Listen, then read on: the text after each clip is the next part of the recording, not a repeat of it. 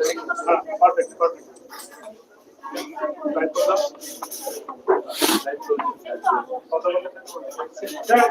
একবার দোকান নেবেন যে উইয়ার লাইক না, ঠিক আছে? ছবি যেন সব ভালো ওঠে, ছাপ যেন না ওঠে।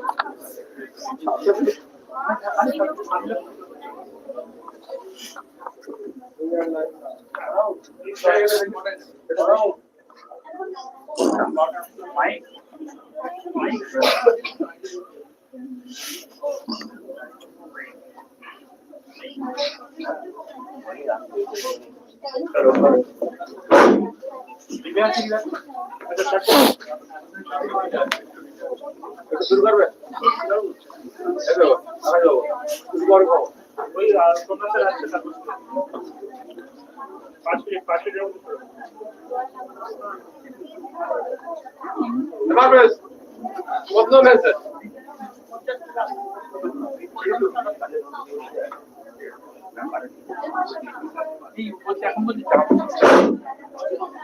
আমি আবার বলছি, যারা ওখানে কুপন সংগ্রহ করেছ, কুপন সংগ্রহ করার পরে অনুষ্ঠান যখন চলবে, যদি কারোর টয়লেট পায় টয়লেট যাবে, গিয়ে আবার চলে আসবে, অনুষ্ঠান শেষ হবে, সার্টিফিকেট নিয়ে বাড়ি যাবে।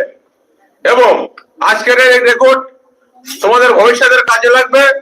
এবং যারা আসেনি তারা ভাবছে আমরা পার পেয়ে যাবো, কোনো ছাড়ার কোনো জায়গায় নেই।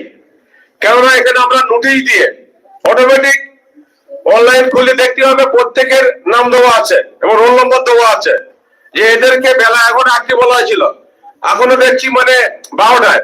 আমার তো মনে হয় এদের পরীক্ষা 12টায় শুরু হয়, এরা মানে 1টার সময় হাজির হয় আমার মনে যাচ্ছে। এখনো যখন বলা হচ্ছে 10টা আগে হাঁটা উচিত ছিল। এখন যা আসছে একটা ইংরেজি ডিপার্টমেন্টের অনেক ছেলে মেয়ে, তোমাদের বাবা মা কতটা হচ্ছে মানে সজাগ আমি জানি না। আমার 12টা বাজতে যায়, এখন তোমরা আসছে কলেজে নোটিশ দিয়ে জানিয়ে দেওয়া হচ্ছে যে 11টার মধ্যে ঘরে যাইতে হবে সেমিনার রুমে। তারপর এখন আসছো, যারা এসছো প্রত্যেকে খেয়াল রাখবে কুপনটা যেন হারাবে না। এখানে টিফিন এবং সার্টিফিকেট পাবে, যারা ওই কুপন পেয়েছে তারাই সার্টিফিকেট পাবে, আদার্স কেউ সার্টিফিকেট পাবে না। কুপন যারা পাচ্ছে তারাই সার্টিফিকেট পাবে, এই ঘর ছেড়ে কেউ যাবে না। এখানে আজকে ইংরেজি অনার্সের ছেলে মেয়ে ছাড়া একটা কোনো ডিপার্টমেন্টের ছেলে মেয়ে থাকবে না। কারণ আমি দেখেছি অনার্স জেনারেল মিলে প্রায় 2.5 থেকে 300 ছেলে মেয়ে, এই ঘরে ধরে 200 জন। সবাই আগে আমরা এই ঘরে জায়গা দিতে পারবো না। এখন স্কলারশিপ আমরা শুরু হয়নি, তবে স্কলারশিপ জন্য হুড়ি করছে, স্কলারশিপ 7 এবার মেটাবো। এবার ধরো এবারে ডিপার্টমেন্টের হেডে সই নেবো যে কতটা ক্লাস করেছে, খাতা দেখবো, তারপর দেবো আগে বল।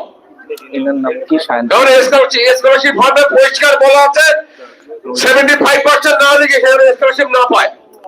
স্কলারশিপ কেন দেওয়া হয়? পড়াশোনা করার জন্য, এখানে কারো সংসার চালানোর জন্য দেওয়া হয় না।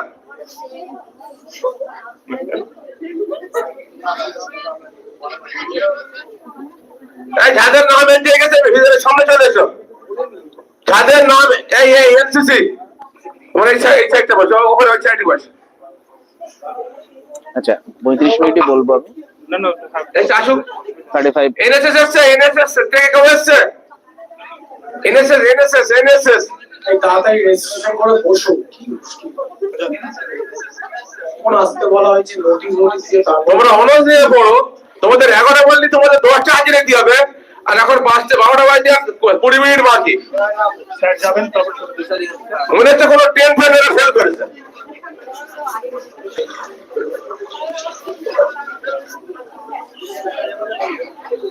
ফের বলছি অনুষ্ঠান না শেষ হওয়া পর্যন্ত যেখানে এখানে 1 টাকাও চলে গিয়েছে পাওয়ার পয়েন্টটা চালিয়ে দাও, তাদের পানিশমেন্ট হবে। বাইরে থেকে যারা এসছেন তারা যেন দেখে বলে যে ভাঙন একটা কলেজে গিয়েছিলাম, সেখানে ইংরেজি ডিপার্টমেন্টের ছেলে মেয়েদের তাদের ব্যবহার আচার এত ভালো, আমরা এই কলেজে যতবার সেমিনার হবে ততবার আসবো। কেন এইটা যারা বলতে পারে তার দায়িত্ব তোমাদের নিতে হবে। আমার এখন না, সারেদার এখন না, এটা মাথায় রাখবে। আর কোন সময় যারা নোটিশ না দিতে হয় স্যার বাবরা ক্লাসে বলে দেবে, এরকম হল ভর্তি করে দেবে।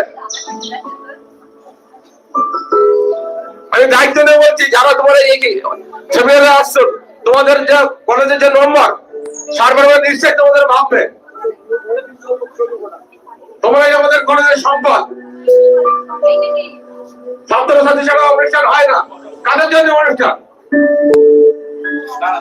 এখন ভাবনার সময় এখানে লাইন দিচ্ছি সবাইকে, বারবার বলেছে আমরা চলে আসবে।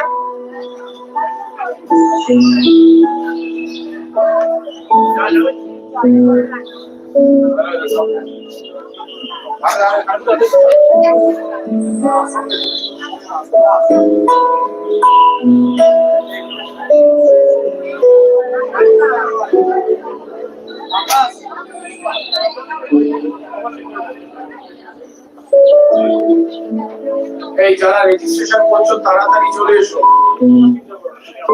গেস্ট কিনোট সবাই চলে এসেছেন তোমরা।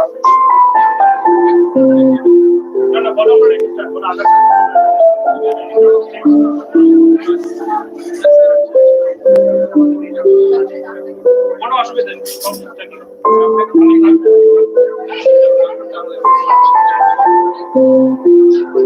Akash, starting from the first slide করলে ওটা মনে হয় প্রথমটাই হয়ে থাকবে।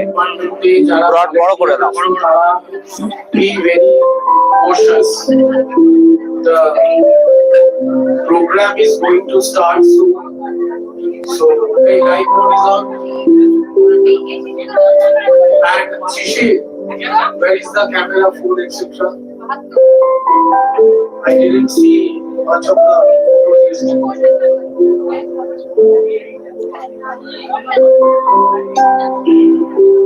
তাড়াতাড়ি রেজিস্ট্রেশনটা তাড়াতাড়ি করে চলে এসো ফাস্ট। যারা দাঁড়িয়ে গল্প করছো please sit down.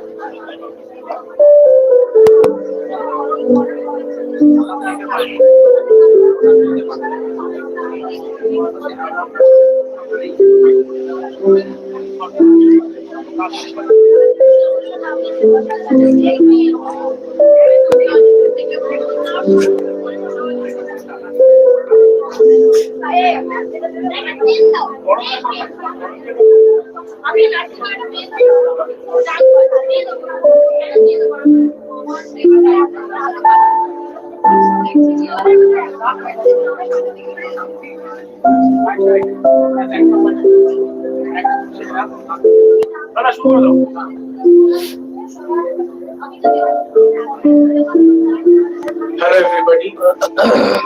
The registration process is still on, so it will be over in a minute or so.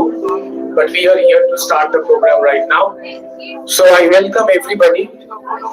I welcome our respected guests of honor, respected keynote, chairs, whoever is present, as well as all the students, faculty members of our college, to the second day of the two-day International Conference on Ecocritical Horizons, Literature, Culture, Environment in the 21st century. Yesterday was very fruitful with a proper inauguration in the presence of the governing body president, in the presence of the Honorable TIC, Honorable IQSC, and other guests from other colleges. We had 4 parallel sessions yesterday, which were preceded by keynotes. Now, we are going to formally start the second day of this particular conference. In the vast skies of the blue lies a dream untold, a dream of free wings, the dreams of a green leaf, one leaf, and a foliage within. The depths of immense blue within, the depth and dog of rivers and unsung spring. A beating heart rests calmly, thinking of this dreamt land of undying pleasure. The clouds that float to childhood, the fertile green of upcoming, into such depth of thoughts lose into dreams of helplessness.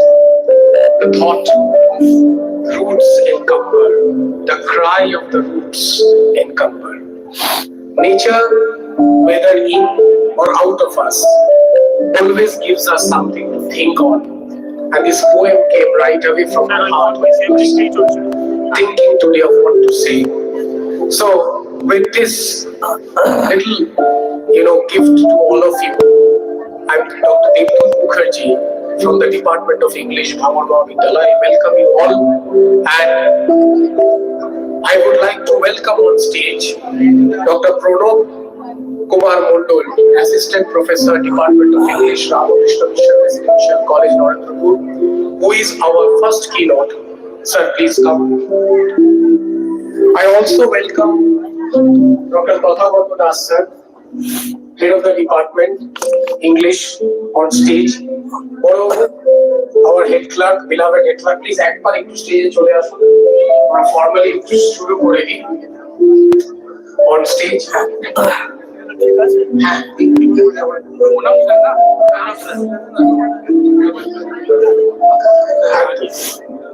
ঠিক আছে, তোমরা একটু মানে পিছন থেকে সামনের দিকে এগিয়ে এসে বসো, আর 3 জন করে বসো, 4 জন করে নয়, ঠিক আছে?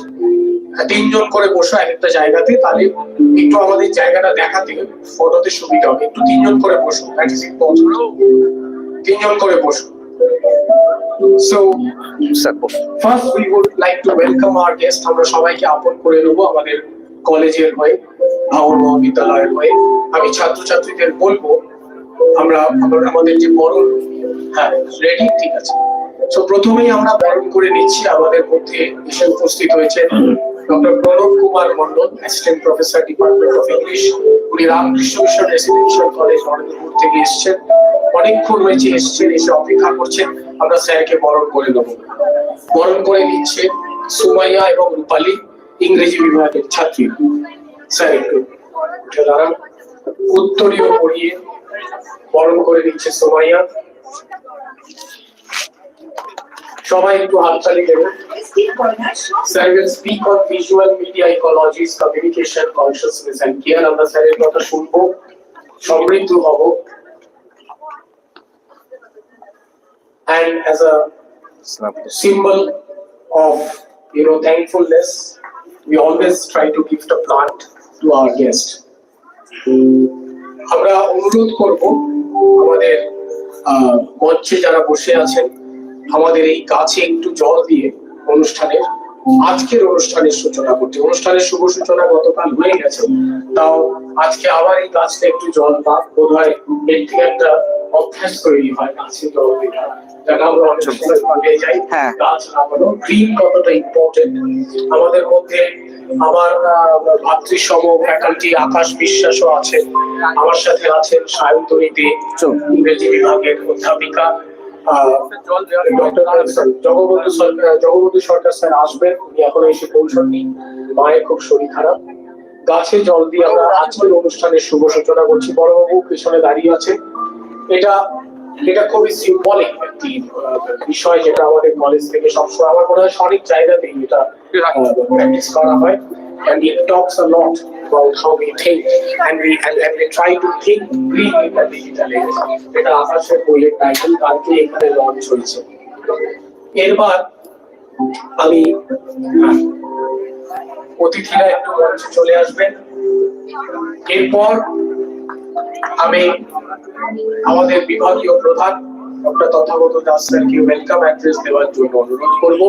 তৎসহ উনি আমাদের কিনোট কে তোমাদের সামনে ইন্ট্রোডিউস করবেন এবং স্যারের কিছু কথা শুনবেন। Sir. Thank you, my dear colleague, Professor Devdut Mukherjee. He always sets the tone for these conferences, anything that has any remote connection with any academy, anything academic or cultural.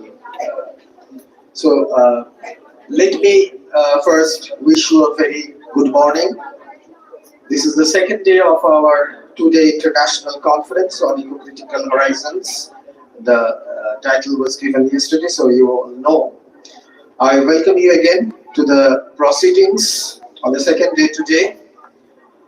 Yesterday we had two very fruitful keynote addresses by two eminent scholars, by Professor Shormishta Chatterjee and Professor Ananda Dattagupta, who joined us online. And there were also two hybrid sessions where a number of paper presenters from different parts of our country presented papers, along with some offline presenters were there. Today, we will begin with the third keynote session by Dr. Pranab Kumar Mandal, who is already with us.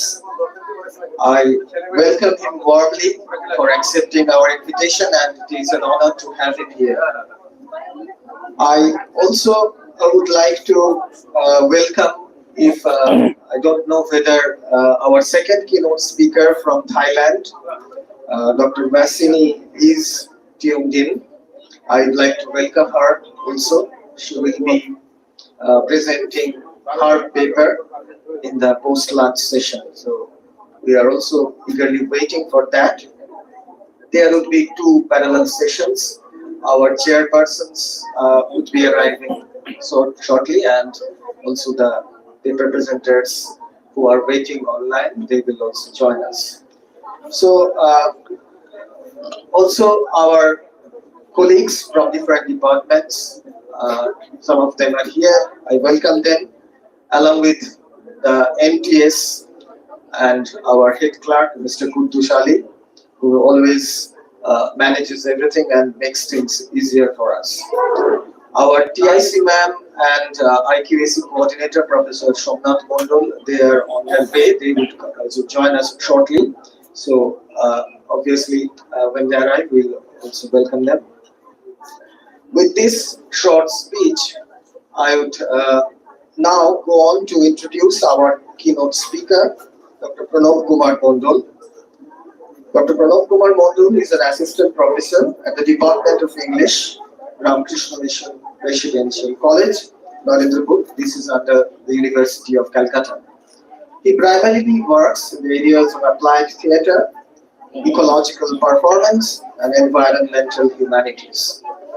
He is the recipient of the John McGrath Scholarship 2021 from ACUISS, University of Edinburgh, the Asian Graduate Student Fellowship 2023 from Asia Research Institute, National University of Singapore, Charles Wallace Research Grant 2023 from CWIT British Council, and a research fellowship from Utrecht University, the Netherlands, in 2023.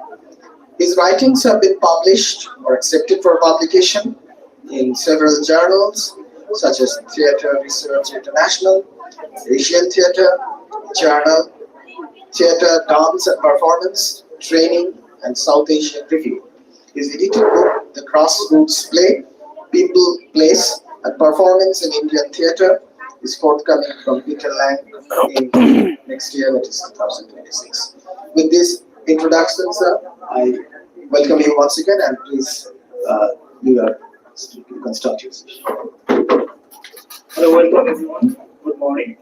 So, the first keynote of today's session is Dr. Pranab Kumar Mandal, and I must introduce him to my students here. I can see my students, my present students, and my senior student for the fifth semester is present today here. So I must introduce him, my teacher from Rameshwar Naratapur, to all. He is the person, he is the teacher who cherished my interest in eco-criticism. So whatever I'm doing, I know it is just kind of, I just started doing it. So he is the man behind that. He is the mentor in this area. So I must welcome. I'm feeling very proud that like I am hosting him. I am able to host him here in my institution. So with these words, please, Pranab sir, up to you. আমি স্যারকে বলার আগে 1 minute বলে নিচ্ছি। আজকে সত্যিকারের ঘটনা, এখানে আজকে অনেক গোলাপ ফুল ফুটেছে। কালকে যখন আমি এসেছিলাম ইংরেজি অনার্স থেকে মাত্র 40 জন ছিল, আজকে দেখলাম যে সেঞ্চুরি হয়ে গিয়েছে, হয়তো ডবল সেঞ্চুরি হতে পারে। আজকে থেকে তোমাদেরকে শপথ নিতে হবে, ইংরেজি ডিপার্টমেন্টে যদি কোনো অনুষ্ঠান হয়, যে আমরা ইংরেজি ডিপার্টমেন্টের ছেলে মেয়ে ছাড়া অন্য কোন ডিপার্টমেন্টের না নিয়ে এই হল হয়ে যাবো, এই শপথ আজকে তোমাদের নিতে হবে। এবং আজকে এই অনুষ্ঠান যখন চলবে, একটা ছেলে মেয়ে কেউ এখানে উঠবে না কোনো অসুবিধা না হলে। যদি কেউ যাও স্যার ম্যাডামদের বলে যাবে, আর যারা ভলেন্টিয়ার এখানে আছো, যখন ওখানে মানে অনুষ্ঠান চলবে সেই সময় সবাই এখানে না থাকে, সামনে থাকবে, সামনে থেকে ফটোগুলো নিলে আমাদের এটা বলে ভালো লাগবে। আর আমি মাঝে মাঝে যাওয়া আসা করবো, ছেলে মেয়েদের দেখবো, এবং যারা কুপন রয়েছে তারা প্রত্যেকে টিফিন এবং সার্টিফিকেট পাবে। সার্টিফিকেট না নিয়ে কেউ যাবে না। আজকে তোমাদেরকে সামনে অনেক কিছু প্রমাণ করার আছে। আজকে যদি আমি সেই পদ্ধতি সবাইকে দেখি, আমার তরফ থেকে আমি অনেক কিছু পুরস্কার দেবো, এটুকু বলে গেলাম। এবং আজকের অনুষ্ঠান সাকসেসফুল করতে হবে, তার দায়িত্ব তোমাদের সবার, শুধু আমাদের নিলে হবে না, আজকে তোমাদের নিতে হবে। এবং যারা আসেনি তারা ভাবছে আমরা না গিয়ে কিছু পাবো, তাদেরকে গার্জেন নিয়ে আসতেই হবে, কিছু করার নেই। হয় এখন তাদের ভাই তুলেছি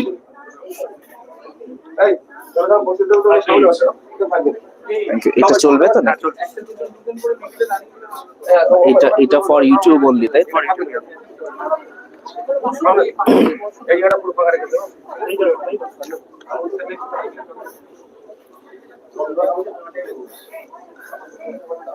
Very good morning. It's working fine, right? So, very good morning, everyone. I'm deeply touched and honored and privileged to have this opportunity to come here today and to speak to the students and the participants of the conference. I must thank the principal of the college, IQSC, the head clerk, other faculties, and also the faculty members of the Department of English, Professor Tathagoto Das, Professor Devdut Mukherjee, Shayantani Madam, and my very dear Akash. Akash is very kind to me, and nothing can make you prouder when your student, takes forward all these academic and leadership roles. It's the best thing that we ask from our students and we want to see in our students. So I'm always very proud of Akash, and I'm very happy that I'm here today in Bhangor Mahavidyalaya. This is my first time here and I'm already loving it. So you see, the topic of this conference is very important, and I can understand that I'll be speaking for around 35 minutes. I hope I'll not be boring you. So, the topic of this conference is very important: eco-critical horizons. There are a lot of thoughts, questions that come to your mind when you talk about eco-criticism. I'm taking a bit liberty here, and I'm broadening this scope of eco-criticism into what we say environmental humanities. So my discussion today would be from the larger perspective of environmental humanities. Just for the students, because I can understand, a lot of undergraduate students are here. You see, what is eco-criticism? Let me tell you in very simple terms. It's basically the study of the connection between literature and ecology. The second point, what is ecology? Does ecology mean nature? No. Ecology does not mean nature. Let's clear this confusion first. Ecology means, I'm not going to the scientific definitions of the term. Ecology simply means the relationship between humans and the non-humans. Right?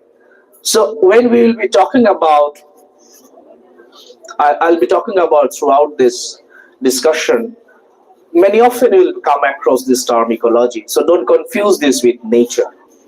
Right? It's about the relationship.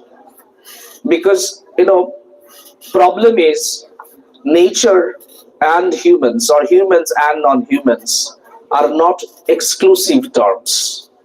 They are inclusive, and they have to survive on both. They have to depend on both. The relationship is interconnected. So, when we talk about eco-criticism in very simple terms, what do we actually do?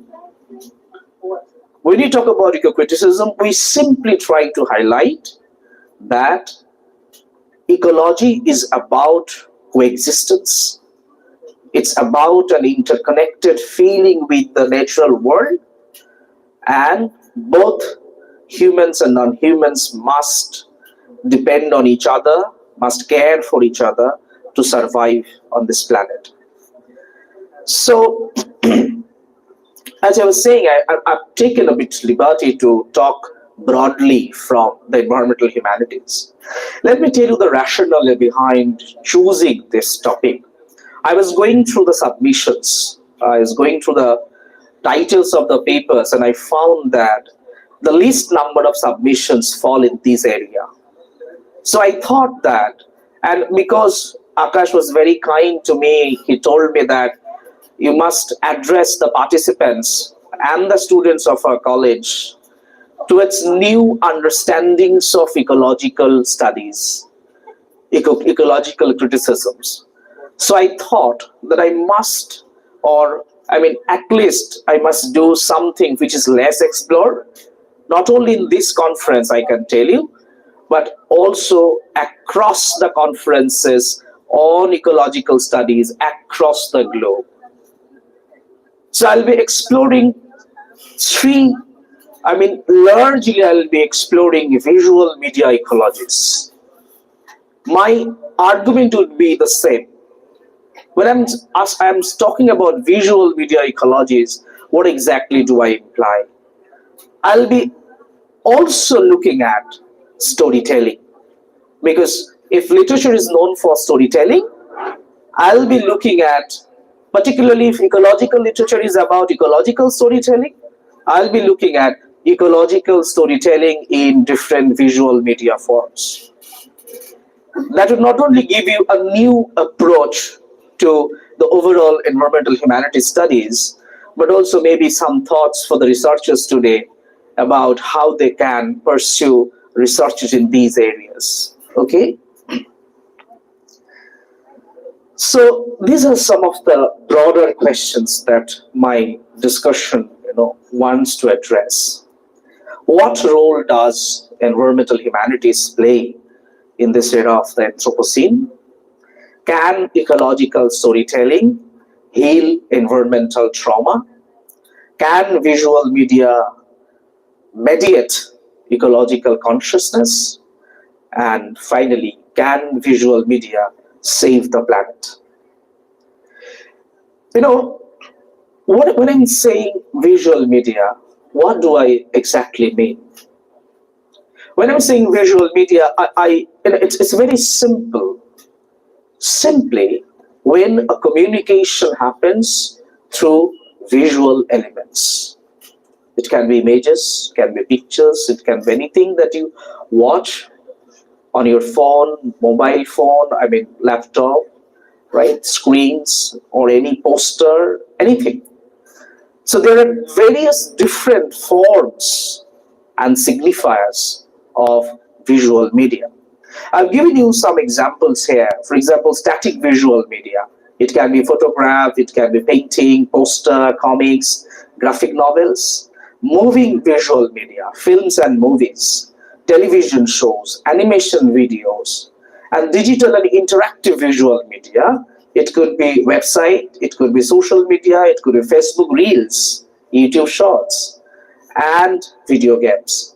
So anything, that give you a visual element of understanding, but the visual element is important, is a visual media. Of course, I understand my time constraint and I'll be referring to 3 specific examples. 1 painting, 1 photography, and 1 cinema. Right? 3 examples I'll be referring to substantiate the arguments that I'm trying to make here. But of course, before I move on, why at all should we talk about ecological studies? Why at all should I talk about environmental humanities itself? Often, my colleagues and friends in the science departments, they often wonder what the humanities students or researchers have to do with the ecosystem, right? You cannot do anything unless and until you are writing a poem or you're analyzing a literature and the ecological potentials, ecological relationships in that literature.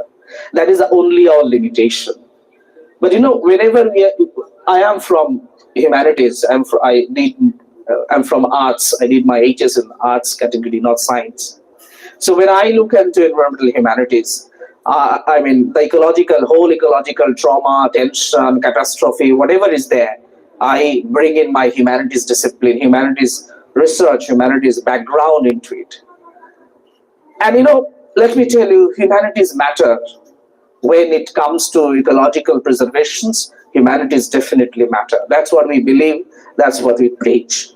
So I must say to the context here, why at all the Bangor Mahavidyalaya has thought of this wonderful conference on ecocriticism and not say anything else. And to set the context, I have given here some comments, very important comments. For example, this gentleman, Mike Hume, says that climate change is not a problem waiting for a solution. It's not a problem. It's an environmental, cultural, and political phenomena that is reshaping the way we think about ourselves and our societies and humanity's place on earth. It brainwashes us. The way we think, the way we perceive, right? Lisa Winaski says that it must be an urgent and radical reconsideration of the relationship between humans and the earth, how we live and how we shape each other. Felix Guthrie says ecological disequilibrium will ultimately threaten the continuation of life on the planet's surface. This is, by the way, so we'll see some of the visuals here, and all my visuals will want to tell you some stories, some narratives. You may not get them all the best, but at some points I'll try to help you get them through. This is, by the way, a wonderful installation of plastics. So Larry Freud and Theresa May, they say that global warming and ozone depletion, if not checked, will result in massive plankton death and destruction. And we may not feel that we are to blame for this state of affairs, but none but us is immune to the impact it will have on our lives. The gentleman, Professor Donald Worcester, is a very famous American professor. I'm going to the next part of this. And he says that, look at this, historians, along with literary scholars, anthropologists, philosophers, cannot do the reforming of the ecosystem. But of course, they can help with the understanding of the massiveness of this global crisis of climate change. So, what is environmental humanities then? What does it do? It basically tells you a simple thing. It basically reminds you the simple thing that humans are part of the non-human world. They do not share an exclusive relationship. They're not excluded from each other. They are included, inclusive. Always there, always will be, right?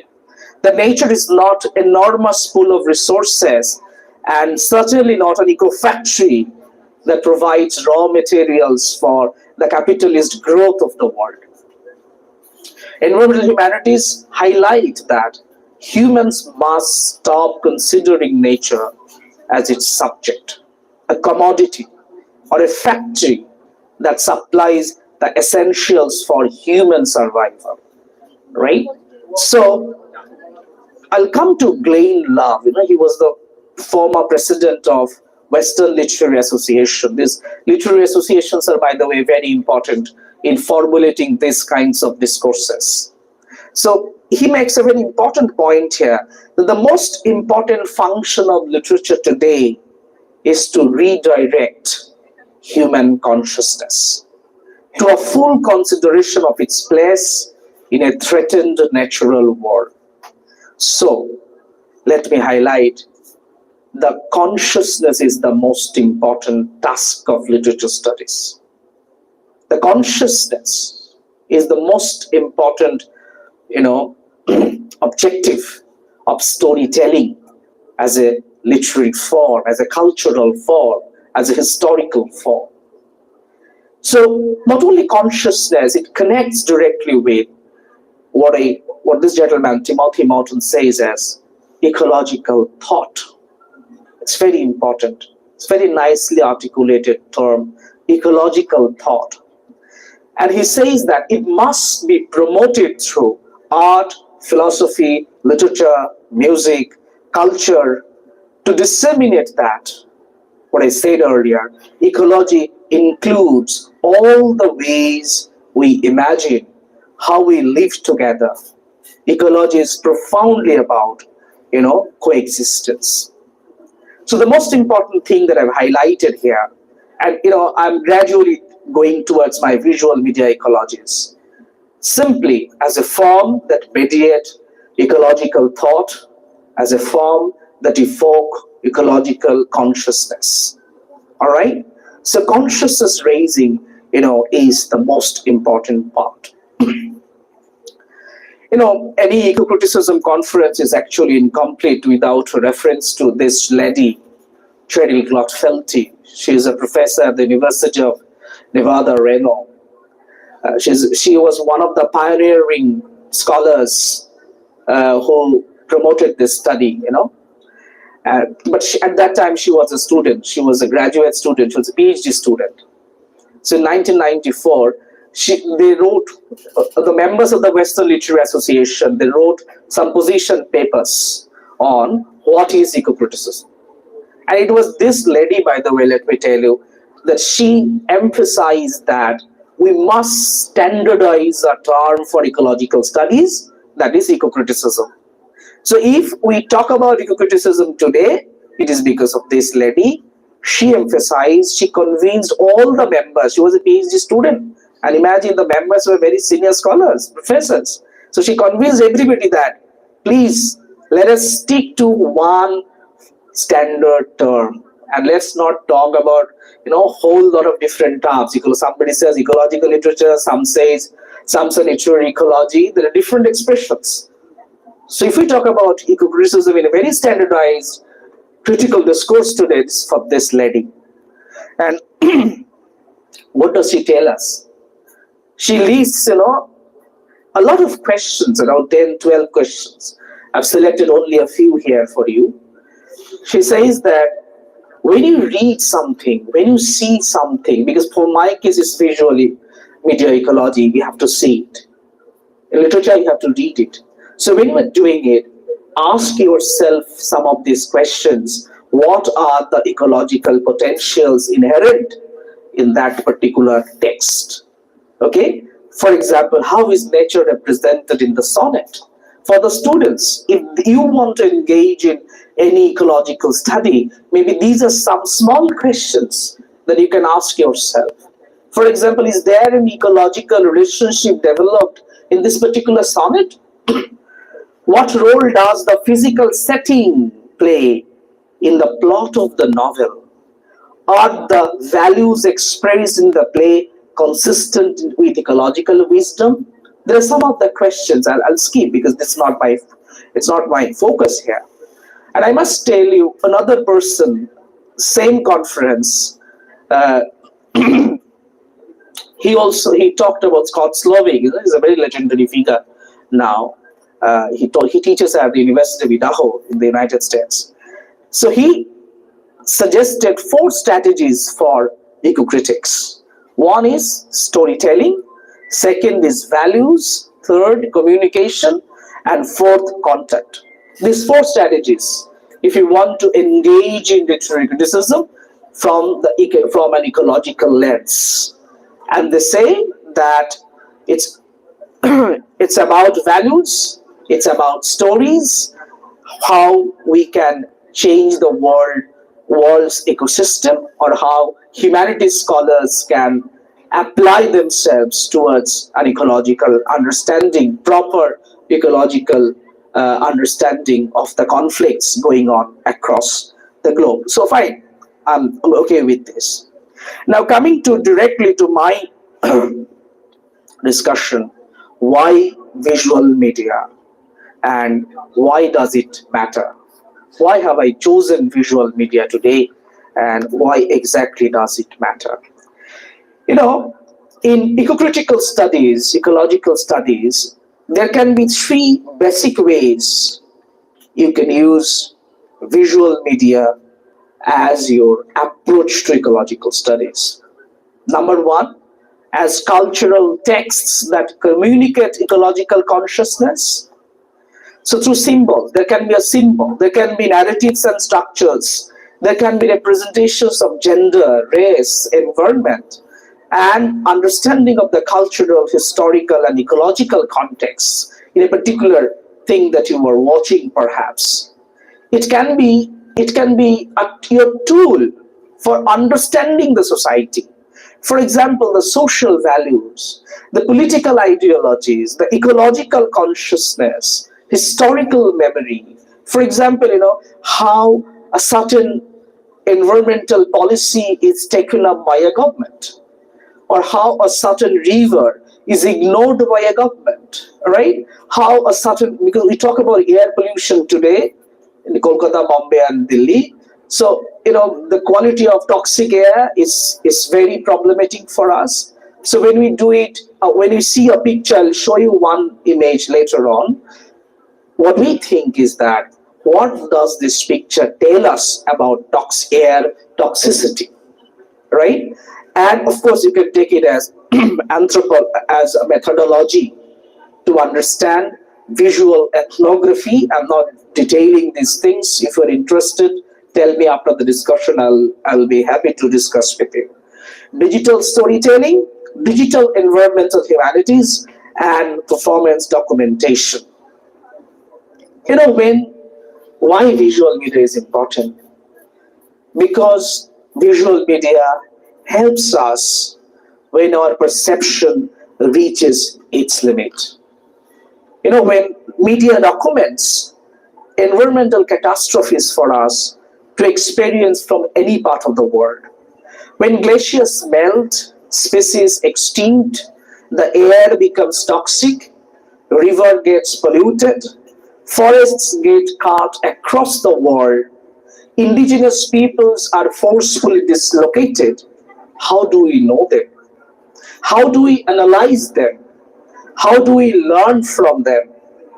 Climate change happens in a slow motion. Its impacts are felt often in immeasurable ways.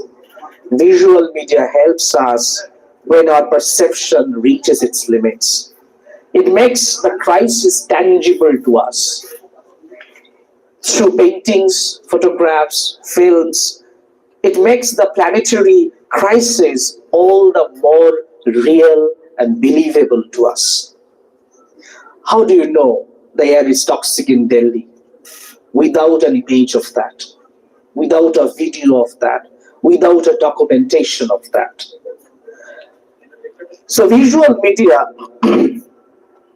is important because ecological consciousness can never be shaped by raw information, statistics, or scientific data. It requires stories and narratives to appeal to your feelings, empathy, recognition, and most importantly, your lived anxieties.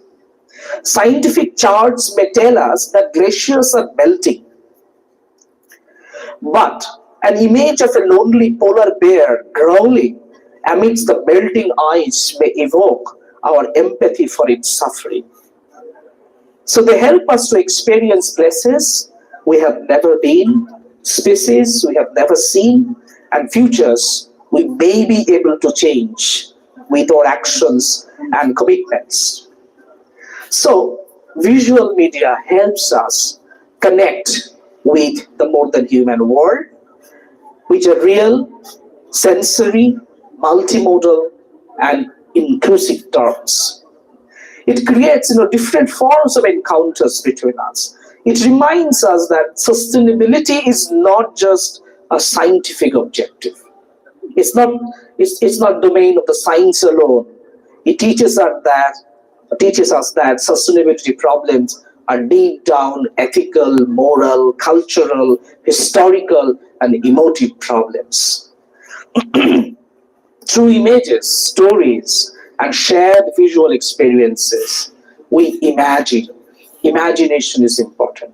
I told consciousness earlier, I told communication earlier, I told ecological thought earlier, and ecological imagination is equally, if not more important. What a sustainable world. It helps us imagine what a sustainable world may look like and why it is worth fighting for. Okay? So, when I'm talking environmental ecological imagination, I'm perhaps thinking of this seminal work in mind by Lawrence Boyle. The book is called Environmental Imagination, published in 1995. It's a very interesting thing that Boyle says. With the environmental comes a crisis of the imagination. And Boyle says, the environmental catastrophe happens because we lack our environmental imagination. Because what we do not imagine what impact it will create on the environment. We go to the shop and if possible we can take 5 plastics, we can be happy sometimes with 10, without thinking, where do you hold those plastics? Where do you keep them? What significance does it bring to your daily life, right? Could you have done with simply a bag without a plastic? So we do not imagine what our actions will impact on the environment, right? So environmental imagination, remember, is very important. And in fact, as Boyle says, environmental catastrophes, climate change, much of these things happen because we lack imagination. So I now go to some of the samples that I'll be choosing, I'll be talking about to substantiate what I was just trying to make here.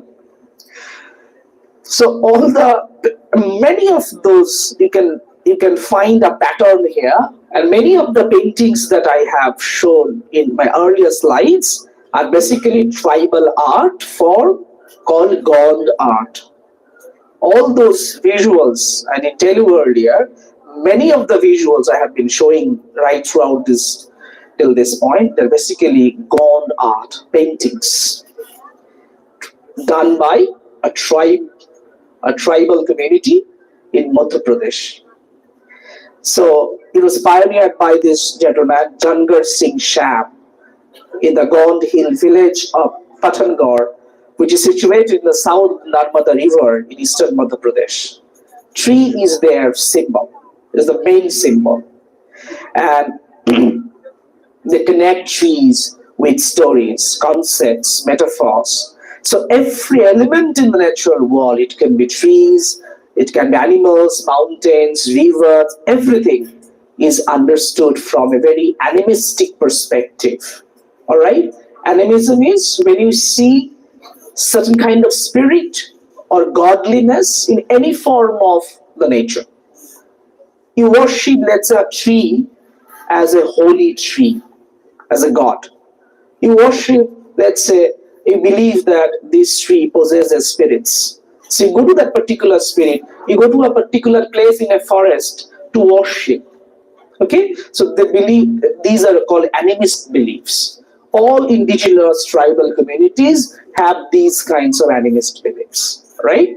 So all the recurring motifs, throughout deer and etc., everything you will see, they are deeply practiced, imagined, and represented in their arts practices. So here is one sample painting that I'll be talking about today. It's called Horiali. It's by Mithilesh and Roshni Sam. They are, descendants of Jadgar Singh Sam, and they still practice this art today. It's a marvelous, marvelous painting. I'd like to read this excerpt. It was said by Mithilesh himself. So he says that in the monsoon of late August, we celebrate a festival called Hariali, which means greenery. So villagers wake early, gather their kulhar, tagia, hashia, and carry bamboo to the fields. We plant bamboo and pray to the earth, our mother goddess, heralding the start of the sowing cycle. Perhaps this is how humans first started planting trees. So their objective is to deliberately evoke ecological consciousness among their audiences across the globe. They're very internationally popular, by the way. The seeds of the first crop are sacrificed to the family gods and goddesses. Every community has its own. Since we are from the Sham family, we pray to Satdev, the seven-headed god. And this is, by the way, a Saj tree in this painting.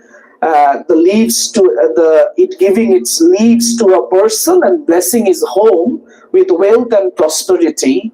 We will eat in these leaves together. We'll drink mahua and celebrate, singing Karma Dardiya and dancing to the beat of Madar. There's another tree, another painting by the couple, a plea for trees. I speak for trees because they can't communicate in human languages. In this machine-filled world, humans can travel between countries and invent anything they dream up, but they remain dependent on trees. Trees whose roots, leaves, and branches have so many worlds in them. So once again, the tree, you can see it's a bit abstract maybe sometimes, but you can try to find the ecological meaning in that particular painting, right? So what does this painting tell you about ecological relationships? Does it evoke your ecological consciousness? Does it tell you anything about the environmental anxieties? Does it tell you anything about your role as an environmental humanities scholar, student, to work towards a sustainable planet? So what does eco art do? So beyond artwork, you can see their visual archives of their beliefs, of their ecological beliefs, of their oral traditions, and that it's a medium through which they sustain their ancestral wisdom, and it is also the way they convey, they try to evoke empathy, consciousness among their audiences, among their consumers maybe sometimes. I'll talk about eco-photography. This is a very famous photograph of a fire caught, I think, in Bombay, Dharavi. Okay? So eco-photography invites us to see the ecological world very differently, more attentively, more emotionally, and more responsively. It teaches that sustainability is not just a policy issue or a scientific concept, but a way of imagining and relating to the earth. When you look at these photographs with awareness, they motivate us to care, knowledge, and action. This is a famous photograph taken by Ravi Agarwal. He's a Delhi-based artist. It's called Riverbank 1. Based in New Delhi, Ravi works on ecological issues. And Ravi says it was, basically in 2007, Ravi created installations, a series of installations. This is an installation you can see. Then it was photographed, okay? And photographs to expose the disastrous consequences of constructions along the Jamuna Nodi. Okay, so the sandy banks are being impaled by steel and pounded by massive mechanical hammers. Water needs no violence. It quietly accommodates and flows around where it is allowed to. The concrete will make it impossible for the water to sink into the ground or to bring fertile soil onto the banks. That's the message that comes with the painting, this illustration here. You can have many other paintings of this series actually. I have added some paintings here of the same series where he was basically campaigning to protect Jamuna River in Delhi. Okay, so there's two more photographs and it tells us a lot about pollution. It tells us, you can see a lot about our activities across the bank. You can see constructions, you can see dumping grounds, you can see spiritual wastes, okay? You can see once again burning, something is burning here, and the wastes that it leave, and also people who are making their survival, sustenance in the river ecosystem. So how it is important to save the world. The first photograph is such evocative. It's such painful photograph. So what should be our approaches to eco-photography? When we say that we must treat photograph as a visual media that communicates consciousness and ecological thought among the readers, what should be our approach? So look beyond the surface.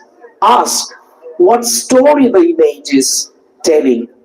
Notice what is present there and what is missing there. Okay? So I'll attend to emotional atmosphere. It's a wonderful picture. This is, by the way, this is from Bangladesh. This is from Bangladesh. So consider your own position as a viewer and look with care and not with consumption. Right? Try to read every bit of the frame. Try to read every human or non-human presence in the frame and try to find their interconnectedness. Try to find their connections. If it is making or breaking, okay? That is how you can approach it. So my last sample here, last example is eco-cinema. So many of you, I'm sure, have watched Kantara, right? But have you thought of, or did you think of its ecological potential, massive ecological potential when you saw Kantara? How many of you have seen Kantara? Can you raise your hands? I'll be happy. Oh, great. So many are still left to see it, okay? So eco-cinema, what does it do, eco-cinema? It's very important. Of course, there are quite a few papers on eco-cinema I could see. So it's perhaps the strongest form of visual media. You know why? Because it influences us with narratives of imagined realities. Realities which are imagined. The same question of imagination. Okay? So it helps the audience experience ecological narratives through lived landscapes and realities. So toxic air, flood, drought-stricken fields, polluted rivers, endangered forests. By showing rather than telling, film allows audiences, most importantly, to feel ecological disruption and not just think about it. So this sensory power transforms distant environmental issues into, very important, intimate human experience. When you watch a film, it becomes your intimate human experience. You're watching a film with, say, 100 other people, but still the film becomes your intimate human experience. So, what should be our approaches once again? Revealing how humans imagine their relationship with nature, making ecological crisis emotionally accessible, exposing the consequences of unsustainable behavior, imagining alternative worlds and sustainable futures. Because cinema helps us imagine what a sustainable world looks like. Okay? And it also empowers marginalized ecological perspective. Sherni, I don't know if you have seen it, it's about tigers saving the forest, saving the tiger. Okay? So, how do we interpret ecological aspects in films? We interpret through certain strategies. I've given you them in bold here. Looking at how nature is framed in that particular film. So is it only a background? Is it a character? Does nature have agency? Does nature tell you anything? Is nature only a passive background? Think about it when you see a film. Paying attention to scale and perspective. Whose perspective is being privileged here? Humans? Non-humans? The ecosystem? So because, it matches the scales always. Examine environmental metaphors and symbolisms. Observe how human actions influence the environment and vice versa. You can think of Kantara here and also the next example that I'm going to show. And look for the politics of sustainability that is being practiced here. Is it only sustainability can sometimes be a very corporate policy? Because it, it look khub khai, environmental sustainability.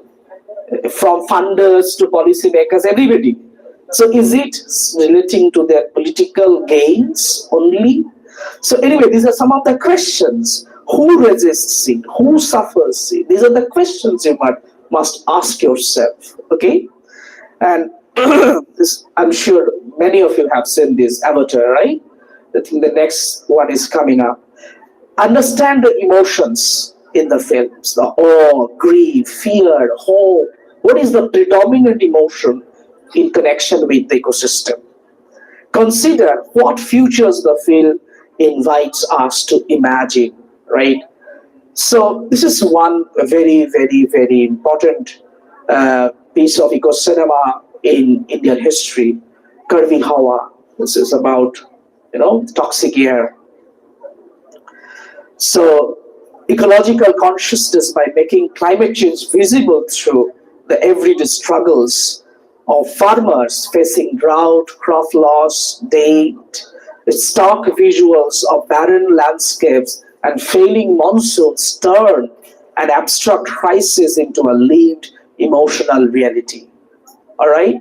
So it raises awareness about ecological imbalance, but also calls for compassion, responsibility, and sustainable action, making environmental sustainability an urgent moral and social necessity.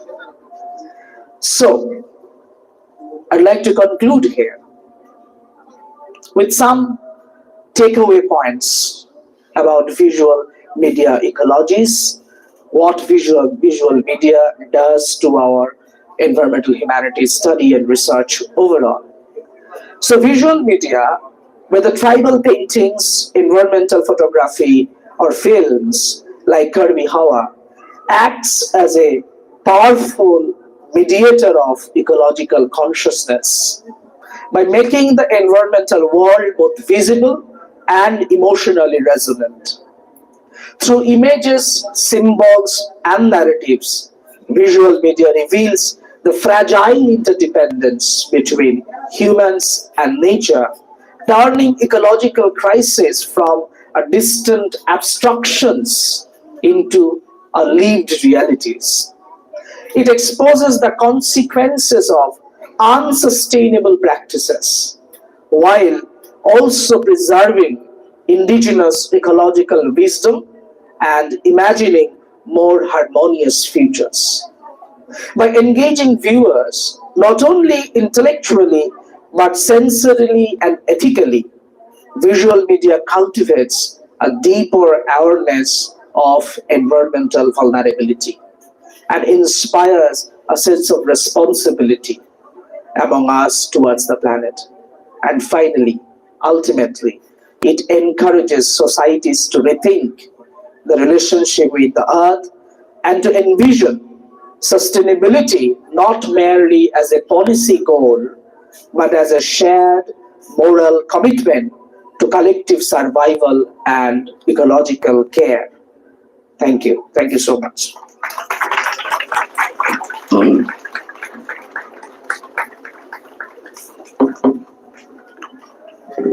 Thank you, sir. Thank you, Dr. Mandal. You know, when I was listening to Sir's deliberation, whatever he was saying, I was remembering when I was presenting my papers on, cinema and how we can, communicate the environment. I mentioned the same film, that is Karviyawa, and there is another very important film on this particular area, Kaun Kitne Pani Mein. So this water becomes a matter of commodification.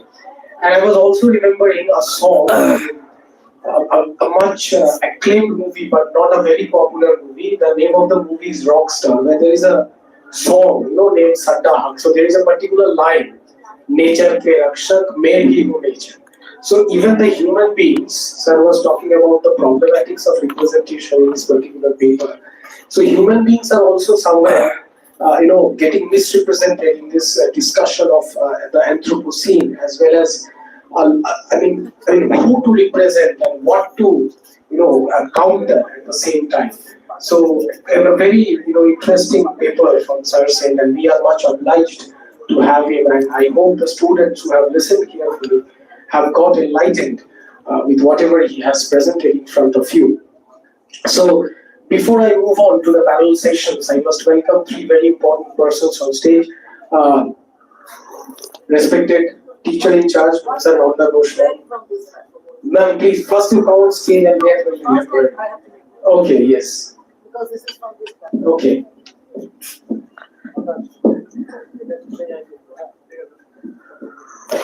A very good afternoon, sir. Yeah. So I have an observation. At the same time, I want to clear myself because it's a very new and very, what should I say? It's a very innovative idea for me because I was not at all acquainted with it before, just before the seminar rather. So I have heard something from you that I want to make myself clear. One is ecology, which is an environment, not a problem. Our environmental problems are not a problem in that sense of the term, as you have mentioned, that we get ourselves apprehensive, that this will come, that will come, if that ozone sphere is getting spotted, or this will come, or that global warming, everything. But it is a changing phenomenon, as you have mentioned, right? The changing phenomenon is also apprehensive for us to carry on our living in the future, right? So how can you differentiate between the two, number one? And then I have found one disequilibrium down, right? Is it the reason of change? Because we are not performing well, because we are making a heap of polythings and all. So that is the disequilibrium. We are not maintaining that thing. So that creates the change, that creates the problem. So that is the root cause, might be. Is it? Then we have to make ourselves of the errors we do, quote unquote errors, right? And that is from the scientific data, that is from other things as well. And now we are harping on the imagination factors, Yes. that can harp on the human mind. And as we feel, যে মনটা বেশি ভালো হলেই আমরা বেশি করব, as because that factors মায়ের ভালোবাসা বা অন্যান্য ভালোবাসা থেকেই মানুষ বেশি কাজ করে. So is it an emphasis on that thing that I want to make myself clear? And it reminds ours that sustainability is not a scientific term, as you have mentioned. It is also from that factor we have to get ourselves indulged into. So these are the things, and imagination, lack of knowledge, bola jabe kina, and the catastrophe. সেটা যেটা এলো সেটাকে ইমাজিনেশনটাকে আমরা কি lack of knowledge বলতে পারি, মানে আমাদের এই যে ল্যাক অফ নলেজের জন্য আমার ইমাজিনেশনটা ছিল না, এই যে bit from the cinema, beat from the audio something, all these are the sorts of knowledge gathering platforms, right? Right. So এই ইমাজিনেশনসটাকে আমার ক্রিয়েটেড হলো সেটাই আমার একটা knowledge, Yes. right? Thank you Yes. so much.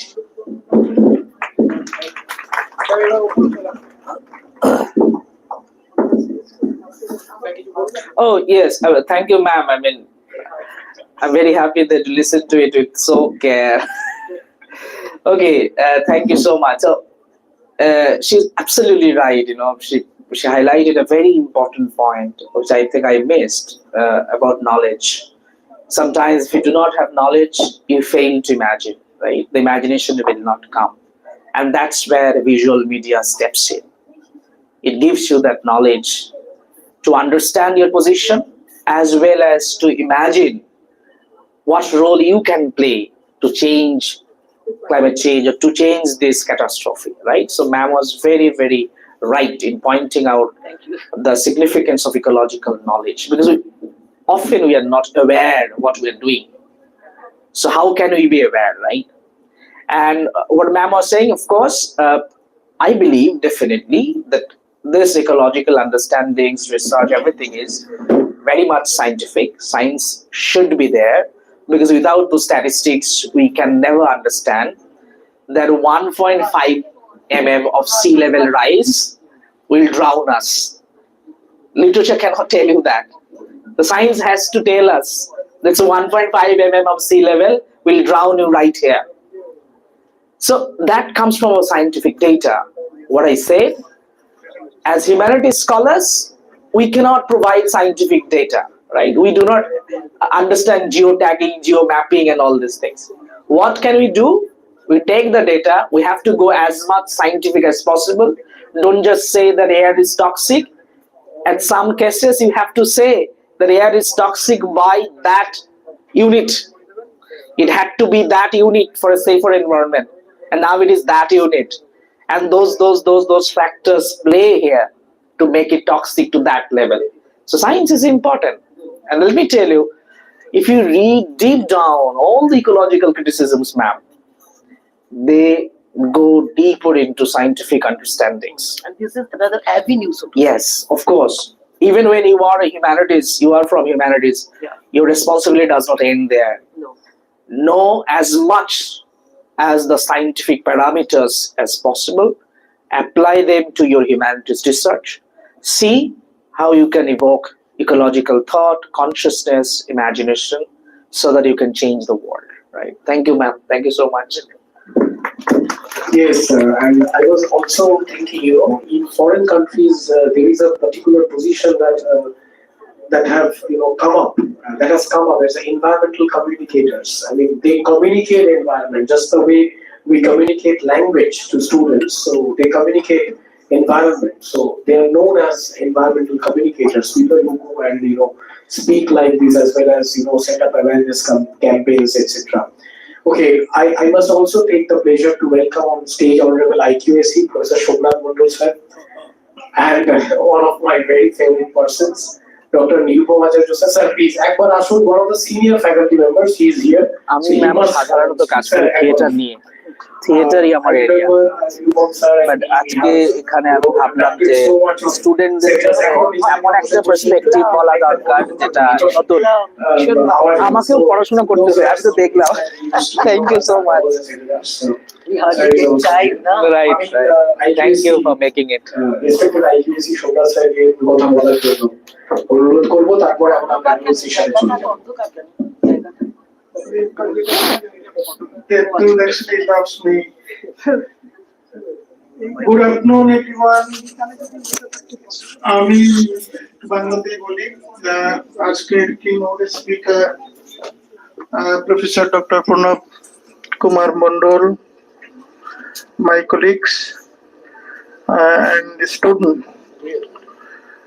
আমি গতকালও বলেছিলাম আইকিউএসসি আমরা একটা কোয়ালিটি কন্ট্রোল করবার চেষ্টা করছি, এবং আজকের যে সেমিনার, গতকাল আমাদের একটু প্রবলেম ছিল, ইংলিশের ছাত্ররা বেশি থাকেনি, আজকে সেটা বড়বাবু এবং ডিপার্টমেন্ট অফ ইংলিশ এটা এনশিওর করেছেন, এই জন্য আমি হ্যাপি। কলেজ আমাদের আইকিউএসসি হ্যাপি যেটা আমাদের হলো গ্যাদারিংটা। এবং তোমরা জানো যে একটা খুব ইম্পর্টেন্ট লেকচার প্রফেসর মন্ডল বললেন, এটা কিন্তু বোঝবার রয়েছে, তোমরা প্র্যাকটিস করবে। আমি যেটুকু বুঝলাম, আমরা সাহিত্যে যে ধরনের ফিচার করা হয় এনভায়রনমেন্টালিজমটাকে, কিন্তু এনভায়রনমেন্টাল এফেক্ট আমরা actually we are human being, we are deciding everything. কোথা থেকে ড্যাম হবে, কোন জঙ্গলটাকে ডিস্ট্রয় করব, কোন খনিটাকে আমরা দখল করব, কোন ফরেস্টটাকে, কোন হিলটাকে আমরা ডেমলিশ করে তার পাথরগুলোকে ভেঙে দিয়ে রাস্তা কংক্রিটাইজেশন করব। Human being are taking all this decisions. Actually এখন ভাববার সময় এসেছে আমরা এটা করতে পারি কিনা, মানুষ সিদ্ধান্ত নিতে পারে কিনা। আমরা যারা পলিটিক্যাল অথরিটি, আমরা যারা রাষ্ট্র চালাই, যারা পলিটিশিয়ান, যারা মিনিস্টার, যারা পলিসি মেকার, তারা সব সিদ্ধান্ত নিতে কি পারেন? এই কোয়েশ্চেন কিন্তু এখন দানা বেঁধেছে। দেবদূত একটু আগে বললেন যে ওয়েস্টে এরকম কনসেপ্ট আছে। অ্যাকচুয়ালি ওয়েস্ট কিন্তু আমাদের এনভায়রনমেন্টের উপরে প্রথম আঘাতটা নিয়ে আসে। Organised crime against environmentalism initiated by the western nations. আমি বলবো যেটা ইন্ডাস্ট্রিয়ালাইজেশনের সাথে সাথে শুরু হলো। আমি এই নিয়ে যৎকিঞ্চিত একসময় পড়াশোনা করেছিলাম। রানী ভিক্টোরিয়া, তিনি আমাদের ভারতেরও রানী ছিলেন, ভারতের সম্রাজ্ঞী মহারানী। তিনি কখনো ভারতে আসেননি। তো যখন ইংল্যান্ডের শিল্প বিপ্লব হচ্ছে, আমি একটা খুব বিখ্যাত বইয়ে পড়েছি, অবশ্যই ইংলিশ অথর, সেখানে রানী বলছেন যে আমি কিরকম শিল্প বিপ্লব হচ্ছে এটা আমি দেখতে চাই, আমাকে তোমরা ব্যবস্থা করো।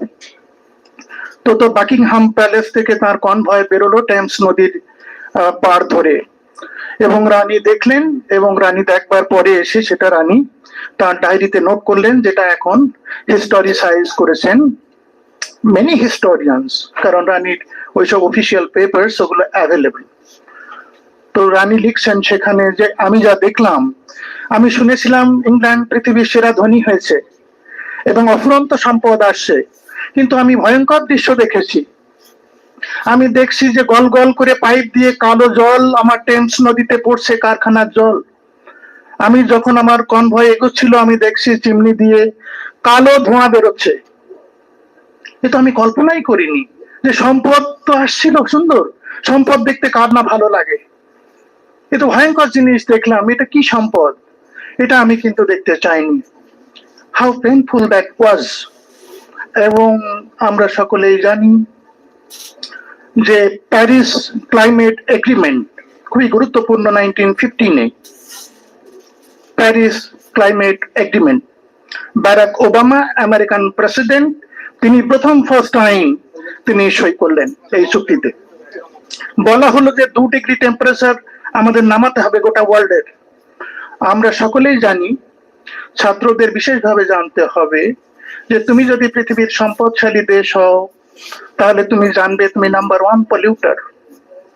কারণ without pollution, without creating pollution, you can't make any money, any capital, any capitalism, any capital practice. তো আমেরিকা এটা করেছে, সে পৃথিবীর সেরা ধনী, সে number 1 polluter. Barack Obama sign করলেন, ডোনাল্ড ট্রাম্প 1920-তে প্রথমবার পাওয়ারে এসে তিনি এই এগ্রিমেন্টটাকে স্টপ করে দেন, এই এগ্রিমেন্ট থেকে বেরিয়ে আসেন। যদিও পরে জো বাইডেন আবার এই এগ্রিমেন্টে ঢুকেছিলেন, উনি বললেন যে আমরা এই ক্লাইমেট পলিউশনকে রিডিউস করব, কিন্তু ডোনাল্ড ট্রাম্প এটা মানেননি।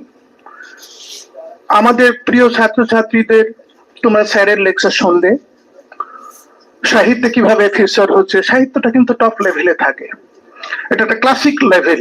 হিউম্যান সিভিলাইজেশন ম্যাচিওর করে কখন? তার ফাইন আর্ট অ্যান্ড অ্যান্ড সাহিত্য, এটাতে কিন্তু যখন অ্যাসিড করে যায়, তো সাহিত্যে সুন্দরভাবে স্যার দেখালেন। আমি বলবো সকলে তোমরা প্র্যাকটিস করবে। আমরা শুধু ভাষণ দিলে হবে না, আমাকে ক্লাইমেট অ্যাক্টিভিস্ট হতে হবে, কারণ we are living in a plastic civilization, everywhere plastic. দুপুরে একটা লাঞ্চ মিল খাচ্ছি, তার মধ্যে খাবার এইটুখানি প্লাস্টিক, এতটা, সমস্ত প্লাস্টিক কন্টেনার। একটু জল খাচ্ছি, তাও প্লাস্টিকের বোতল, এতটা প্লাস্টিক। তো এটাকে রিডিউস করবার প্রয়োজন আছে। আমরা আইকিউসির তরফ থেকে সকলকে ধন্যবাদ জানাচ্ছি। আমার বক্তব্য রাখার নয়, কিন্তু যেহেতু একটু আগ্রহ আছে, এটাকে আমার মতো করে আমি বলবার চেষ্টা করলাম।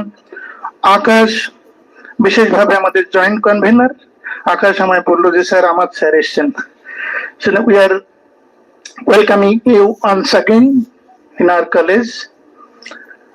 আর আমি তথাগতকে বলবো, আমাদের হেড অফ দ্য ডিপার্টমেন্ট, আমাদের বন্ধু, বিশেষ কলিগ, তথাগতকে বলবো আমাদের এই অ্যাম্বিশাস পাবলিকেশনটা যেন বাস্তবায়ন ঘটে। এই সেমিনার প্রসিডিং প্রায় 70খানা পেপার আমাদের এবারে এসেছে। এটা একটা বিরাট টার্গেট, আনইমাজিনেবল, আনথিঙ্কেবল। এই প্রসিডিং ভলিউমটা বার করবার দায়িত্ব কিন্তু আমাদের। এটা একটা হারকিউলিয়ান টাস্ক।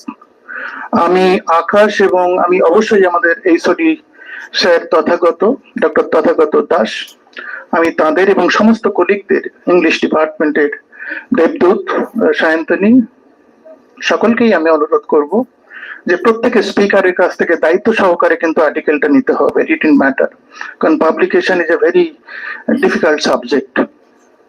তো আমরা বইটা পার করব, এই আশার আকাঙ্ক্ষা রেখে সকলকে ধন্যবাদ জানিয়ে আমার বক্তব্য শেষ করছি। ধন্যবাদ স্যার। আমরা we will prepare for the parallel session very soon. এখানে প্যারালাল সেশনে চেয়ার করবেন professor doctor Pranab Mondal sir, উনি এখানেই আছেন, এবং আইকিউএসি তে যাদের পেপার প্রেজেন্টেশন আছে সেখানে প্রফেসর ক্যামেলিয়া বিশ্বাস লন্ডন বিশ্ববিদ্যালয় থেকে উনি চেয়ার করবেন।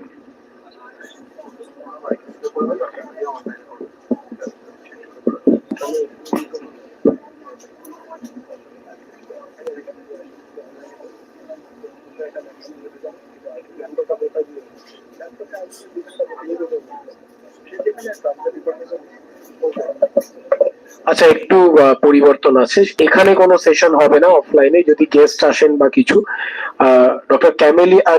ডক্টর প্রণব মন্ডল আইকিউএসি তে থাকবেন to chair the first session, এবং ডক্টর ক্যামেলিয়া বিশ্বাস অনলাইনে উনি আসছেন, সেটা আমরা দেখে নিচ্ছি। তার কাছে যারা পেপার প্রেজেন্টার্স আছে অফলাইন বা সবাই বোধহয় অনলাইনেই আছে ডক্টর বিশ্বাসের, তো ব্যাস সেটা আমরা আলাদা একটা স্পেসে করে নেবো, অসুবিধা নেই। হ্যাঁ, এই হলের ছাত্রছাত্রীরা কোথায় যাবে আকাশ?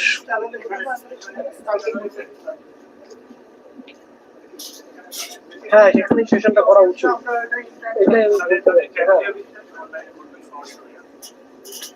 ঠিক আছে, ঠিক আছে, তাহলে এখানে যারা আছো এখানেই থাকো, এখান থেকে বিশেষ কোথাও যাওয়ার দরকার নেই। ডক্টর বিশ্বাস তাহলে এখানে করুক অডিটোরিয়ামে, কারণ তোমরা দেখতে পাবে জয়েন্ট স্ক্রিনে। আর ডক্টর মন্ডল তাহলে আইকিউএসি তে করুন। ঠিক আছে, ওকে, ডান, থ্যাংক ইউ।